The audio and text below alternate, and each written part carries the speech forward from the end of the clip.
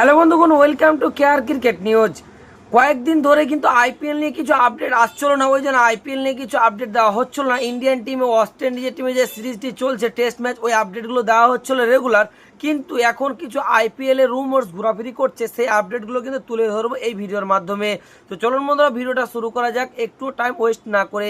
এবং ভিডিওটা শুরু করার আগে তুমি তো হয়ে থাকো আমার চ্যানেল নতুন ভিউয়ার্স, তাহলে কিন্তু আমার এই চ্যানেলটিকে অবশ্যই সাবস্ক্রাইব করে রাখো। তো সর্বপ্রথম কথা বললে, প্লেয়ার রিলিজ এবং রিটেন কবে থেকে চালু করবে বিসিসিআই এবং কোন ডেট ফাইনাল করলো বিসিসিআই।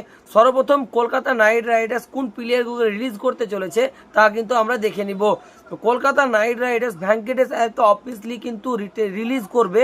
তার কারণ ভেঙ্কটেশ আয়ার যে খারাপ প্লেয়ার তা না, কিন্তু ভেঙ্কটেশ আয়ার যেই টাকাটা পেয়েছে অত টাকারও প্লেয়ার না ভেঙ্কটেশ আয়ার।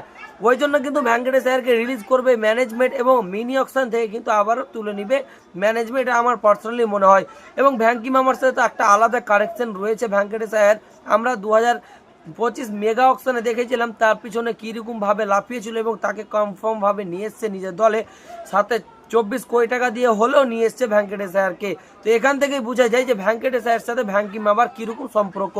আবারও কিন্তু নো ডাউট কিন্তু নিয়ে আস মিনি অকশন থেকে কলকাতা নাইট রাইডার্সের ম্যানেজমেন্ট থেকে Moeen Ali and Spencer Johnson, Anrich Nortje, Manish পান্ডের মতো প্লেয়ারগুলো কিন্তু রিলিজ করতে চলেছে কলকাতা নাইট রাইডার্স।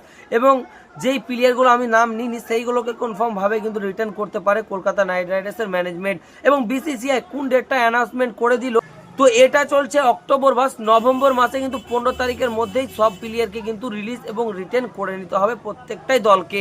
এটাই বিসিসিআই কিন্তু তরফ থেকে অ্যানাউন্সমেন্ট এসেছে এখন।